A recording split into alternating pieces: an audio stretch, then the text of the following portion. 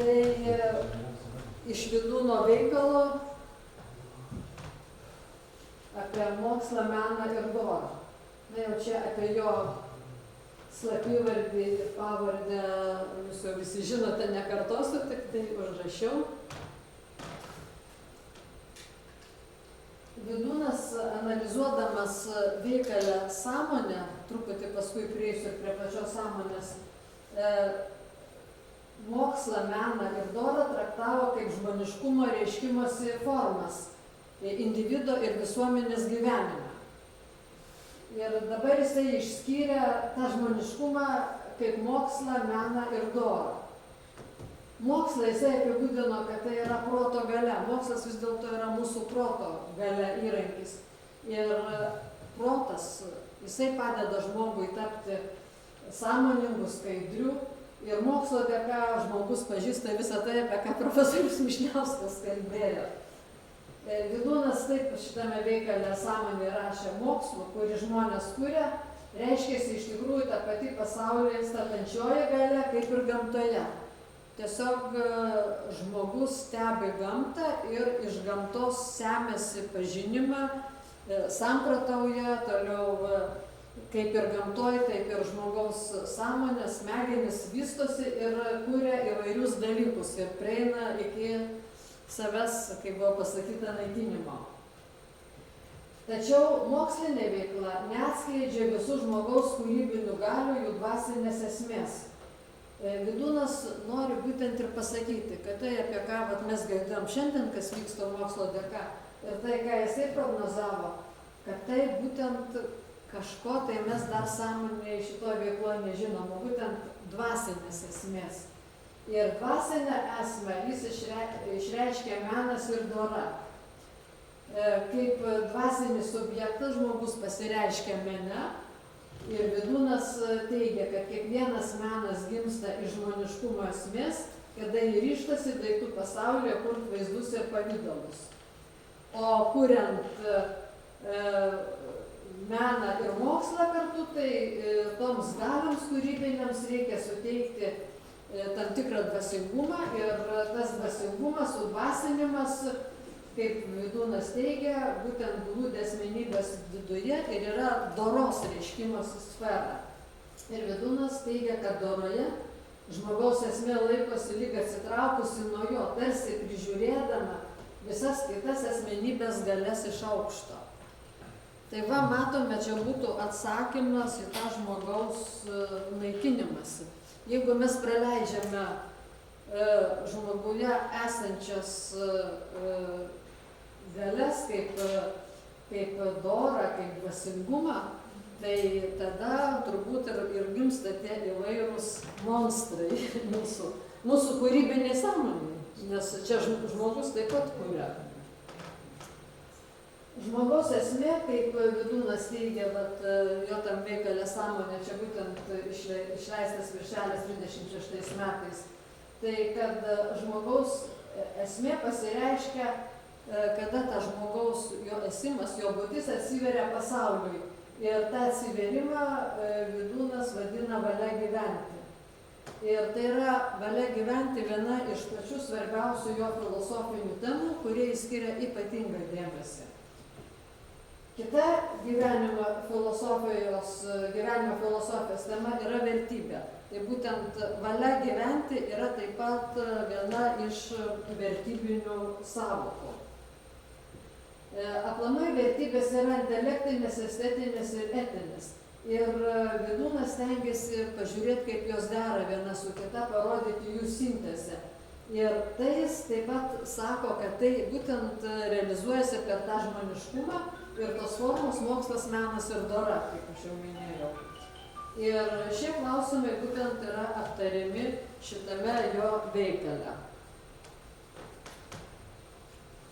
Vydūnas, teikdamas apie valią gyventi, apibrėžė ją kaip tam tikrą galią, kuri formuoja asmenybę. Žmogus, čia Vydūnas rašo, norėdamas gyventi, žmogus nori sąmoningai būti. Reiškia, jis suvokia, supranta, kodėl ir kaip jis nori būti. Savo sąmonę žmogus iškyla virš visos kūrinijos. Sąmonė yra pats esmingiausias žmogaus apsireiškimas gyvenime. Sąmonė aiškintis yra esminis žmogaus susipratimo uždavinys. Pasaulis yra sąmoningumo ir nesąmoningumo santykiavimo kūrinys. Ir čia Vydūnas daro tokią labai svarbų gretinimą, kad yra ir sąmoningumas, ir nesąmoningumas. Ir nesąmoningumą Vydūnas priskiria medžiaginiam pasauliui, o sąmoningumas neatsiranda iš to medžiaginio pasaulio. Sąmoningumas apšviečia tą nesąmoningumą. Nesąmoningumo prasme apsireiškia esiniuose tose negyvuose daiktuose ir būtent įgalina, kad žmogus patirtų ir sąmoningumu apšviestų ir patirtų tą medžiagiškumą. Būtent tai yra tai, kas formuoja žmogų ir asmenybę ir jo sąmonę. Sąmoningumas ir nesąmoningumas, kaip minėjau, yra du gyvenimo pagrindiniai pradai, būtent kurie ir formuoja pasaulį, žmogaus vystymąsi, kūrybinį veiksmą. Prancūzų filosofas Maurice Merleau-Ponty, kuris gyveno laikotarpiu, kai Vydūnas, tai būtent jis ir kalbėjo apie tuos du pradus. Čia vat yra prancūziškai parašyta, vat yra ta sąmonė, kaip jūs įsivaizduoja, smegenų šitoj visoj konstrukcijai, kad suvokianti sąmonę ir pasaulį, suteikianti sąmoniai egzistavimo pagrindą. Ir pasaulio atvirtis ir sąmonės atvirumas yra egzistencijos pagrindas. Čia va taip angliškai užrašytas, prancūzas buvo čia, anglų kalba.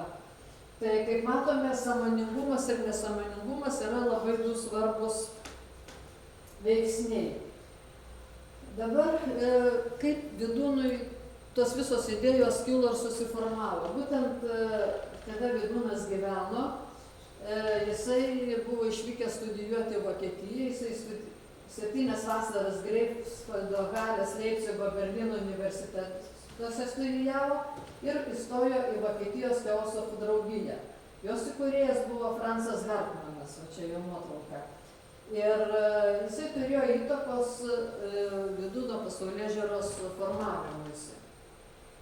Hartmanas gerai žinojo vakarų ir rytų filosofiją, jis domėjosi mistiką, studijavo Indijoje, sanskrito kalbą žino, išvertė į vokiečių kalbą Gitą ir jo rūpesčių būtent Robertas Freud iš anglų kalbos išvertė Blavatskajos veikalą Slaptoji doktrina, apie kurią Vydūnas rašė, kad tai yra įstabiausias dalykas XIX amžiuje ir padės žmonijai vis daugiau gilintis ir manyti.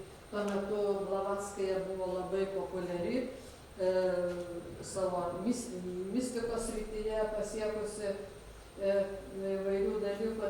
Yra kalbama, kad jie visi priklausė slaptai masonų draugijai, vykdė tam tikras užduotis, važinėjo į rytus, į vakarus ir Indijoje net Blavatskajai buvo uždrausta lankytis, įtarus, kad čia ta veikla yra kažkokia kitokia, bet nežiūrint to, būtent tuo metu Vokietijoje, ypač Schopenhaueris, būtent bandė daryti sintezę tarp rytų ir vakarų, tarp proto ir mistikos elementų tam tikrus pastebėjimus. Ir Vydūnas susipažįsta Vokietijoje su dvasios istorinė mokykla. Vilhelmas Dilthėjus yra šios koncepcijos, šios mokyklos pagrindėjas, jis yra gyvenimo filosofijos kūrėjas, buvo Berlyno universiteto profesorius, o Vydūnas mokėsi Berlyno universitete. Taip, kad šias visas idėjas jisai perima iš vokiečių idealistinės filosofijos. Dilthėjus rašo, kad gyvenimas yra ypatinga žmogiškoji tikrovė ir gamta yra pažįstama, kada mes nustatom priežastinius ryšius, o kultūra, kada mes suvokiam prasminius ryšius. Būtent prasminiai ryšiai yra žmogus suvokia iš vidaus, iš savęs, iš savo sąmonės, o gamta priežastinius ryšius suvokia iš išorės.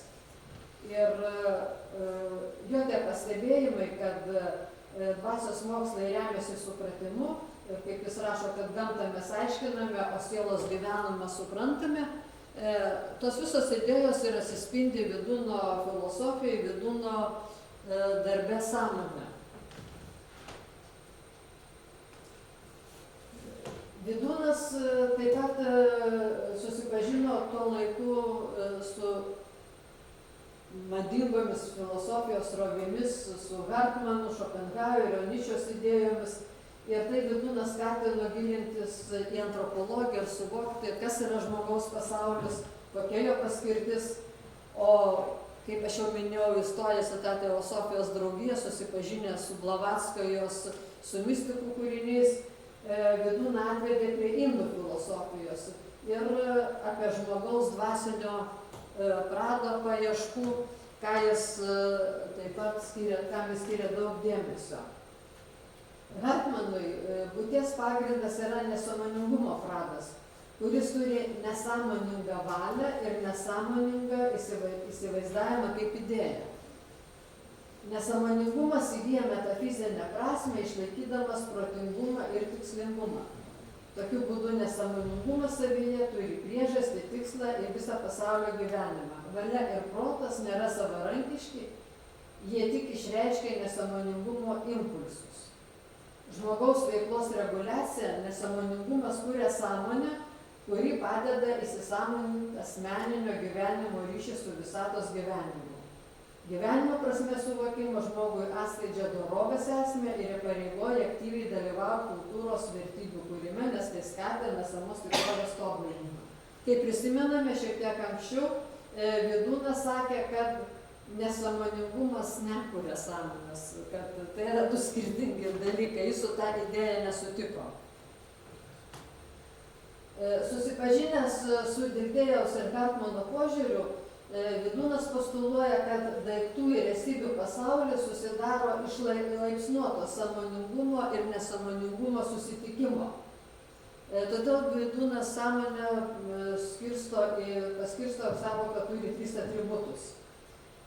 Sąmoningumą, kuris nesiskiria nuo žmogaus sąmoningumo, nesąmoningumą, kuris yra daiktuose, ir šviesesnis sąmoningumas, kuris nesąmoningume kaupia bei slepia visą turinį ir turinį, kuriuos keltų esimą ir taip tarp tų kraštutinumų kurtų visatos gausą. Iš šio sąmoningumo atsiranda pirmapradis nesąmoningumas.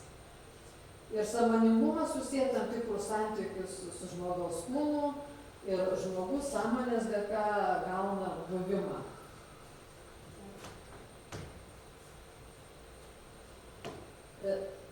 Kaip jau ir minėjau, sąmoningumas turi tuos 3 lygmenis ir pati sąmonė atitinkame lygmenyje turi dar tam tikrus sąmoningumo laipsnius. Sąmoningumo ir nesąmoningumo santykio nustatymas priklauso nuo daugelio faktorių, kaip pavyzdžiui nuo pasaulyje veikiančių gaivališkumo jėgų ar žmonijos įgytų žmoniškumo galių. Kaip matėme, to žmoniškumo galios gali virsti ir nežmoniškumo galiomis. Sąmoningumo laipsniai apsprendžia žmogaus veiklą, o jo valia padeda siekti aukštesnių sąmoningumo laipsnių, kurių dėka žmogus ir gali pažinti save. Šopenhauerio teiginius Vidūnas kritikuoja, kad valios tikslas yra išsaugoti savo egzistenciją, kad valia yra neprotinga ir todėl žmonės tampa savo valios vergais, kad gyvenimas yra kančia. Šopenhaueris šiuo atveju atmeta pasaulio sakralumą, jo protingumą ir teigia, kad pasaulio pirminis pradas yra valia. Būdama proto ir tvarkos tikslo prasmės ir saklarumo priešingybė, valia tampa neprotinga ir savaime nepažini. Ir Šopenhaueris valią tapatino su Kanto daiktų savyje savaime. Apie valią savaime galime spręsti iš jos pėdsakų regimame pasaulyje, įsižiūrėdamas į savo vidų, žmogus atskleidžia valios būti. Kaip žinome, Šopenhaueris yra pesimizmo filosofas ir Vidūnas su tokia jo filosofija nesutinka.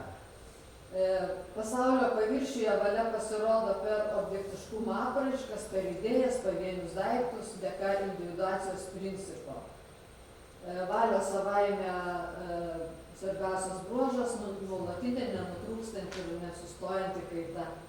Ir individo atsiradimas ir likimas rodo, kad valia savaime yra amžinas aklas veržumas, be jokio tikslo ir prasmės.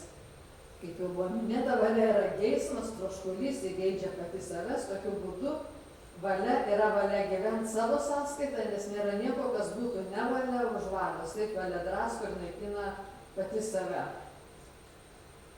Tokios idėjos, jos buvo populiarios ir Šopenhauerio idėjų populiarumą Vydūnas apibūdina kaip to laikotarpio kultūrinį nuosmukį. Jo nuomonė, valia gyvybę įsigyti reiškia, kad jos pagalba yra taurinama asmenybė, tobulinama žmoniškumas, o ne tai, kad valia geidžia valdyti, kad valios pagrindinis dalykas save drasko ir naikina. Tuo laikotarpiu taip pat ir Nyčė reiškėsi, jo idėjos buvo populiarios ir Nyčė sakė, kad gyvenimo prasmė yra valia gali įsigyti. Visas pasaulis yra galios valia ir pasaulį reikia suprasti galios valios pagrindu. Vydūnas ir tai sako, kad valia gali įsigyti yra priimtinas teiginys tik tuo atveju, kai suprantamas kaip galia, kuri suteikia aukštesnį sąmoningumo lygmenį, pakelia žmogų į laimingą dvasinę būseną. Ir kritikuodamas valia gyventi Šopenhauerio ir Nyčės interpretacijas, Vydūnas teigia, kad valia gyventi apsprendžia sąmoningumo ugdymą, sąmoningumo ugdymas turi būti paremtas kūryba ir, kaip jisai sakė, tą kūrybą valdo ašainė sąmonė. Ašainė sąmonė įsivedė tą naują terminą, kaip mes vadinam pasąmonę, ir sąmonė įgyta kuriamoji galia tobulina ir įprasmina pasaulį. Tai buvo išreikštos Vydūno gyvenimo filosofijos idėjos ir vyraujanti galia, kaip Vydūnas aiškino, yra žmoniškumas. Tačiau tą misiją žmoniškumo ne visi vienodai vykdo ir daugeliu reikia save tobulinti. Ir kada žmogus nėra pasiekęs žmoniškumo, tą Vydūnas pavadino pažmoniškumu arba gyvuliškumu, kuris net nustato tam tikrą gyvenimo supratimą. Pažmoniškumas neleidžia žmonėms susiprasti, save atsiminti, savo dvasinę esimą ir žmoniškumą numatyti. O kadangi žmogaus prigimtis yra ir kūniška, ir dvasiška, tai jinai turi ir sąmoningumo, ir nesąmoningumo susidūrimą ir todėl elgesys jo priklauso nuo to, kokios jėgos tuo metu nugalės.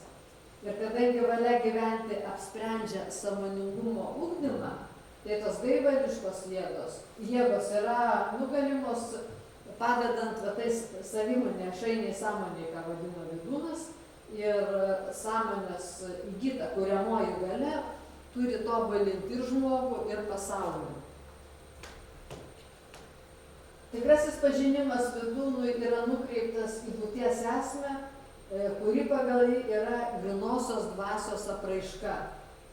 Ja žmogus gali pažinti dėka išminties galios, kuri reiškiasi per savimonės, ašainę sąmonę, kaip jis sakė. Tačiau ne visi žmonės turi vienodą savimonę, ne visi vienodai viską supranta. Todėl savimonė nuolat turi būti šviesinama ir tas šviesinimas vyksta mokslo dėka. Mūsų lietuvis filosofas Alfonsas Linglis, kuris gimė 33 metais Čikagoje, jisai studijavo taip pat atstovas gyvenimo filosofijos, egzistencinės fenomenologijos atstovas. Tai jisai važinėjo per visą pasaulį, susipažino su įvairiomis tautomis, įvairiais gyvenimo papročiais.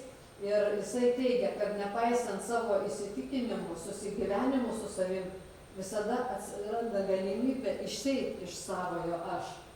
Tai nėra tas kūniškas savęs atsisakymas, kada koncentruojamas į dvasinio pasaulio puoselėjimą ir apleidžiamos kūniškos galios. Ir iš tiesų tai nėra klausimas apie savęs kaip asmenybės, kūniškai įkurdintos pasaulio neigimą, tai veikiau priėjimas prie savęs, suvokiant save iš šalies, pasitelkiant dialogą su kitu. Kiekvienas kito užklausimas manęs ir atsakas kaip iš šalies atsiribojant nuo savo nuomonės, tai yra savęs kaip kito suvokimas. Ir čia atsiranda lyg tai dviguba jutimo galimybė, kuri ne tik leidžia man būti ne aš, bet ir suvokiu, kad kitas gali būti ne kitas. Tai ir yra idėjos, tai ir yra tai, ką Vydūnas vadina gyvenimo filosofija. Ir tai turbūt yra, reiškia, atsakymas į prieš tai buvusi pasisakymą, ar mes naikinsim save ar nenaikinsim. Jeigu mes šviesinsim savo sąmonę, savo savimonę, tai gal nenaikinsim savęs. Bet jeigu pasiduosim tom gaivališkom jėgom, nesąmoningumo užvaldymui, tai gal ir kažką tai padarysim ne taip. Tai ačiū už dėmesį.